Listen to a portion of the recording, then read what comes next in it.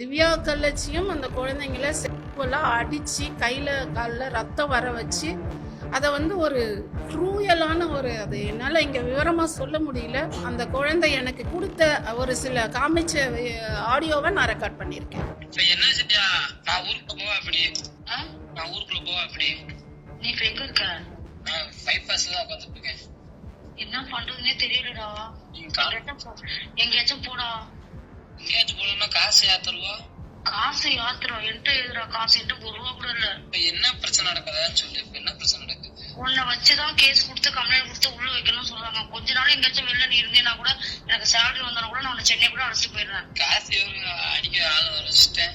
இல்ல நீ சென்னைக்கு கூட உன்னை அழைச்சிட்டு போயிடுறேன் நானு. சென்னைக்கு அது போகுமா? இப்ப கார்த்தி விட்டுருவா என்ன செய்யா? என்ன பண்றதுன்னு தெரியலையே. கார்த்தி என்ன சொல்றாங்க? அவர் ஒண்ணுதான்டா பிரஸ் மீட் வச்சு இது பண்ண மனசாட்சியில சொல்லி என்ன நடந்துச்சுன்னு உனக்கு தான் சொல்லுவேன் தெரியும். தயவு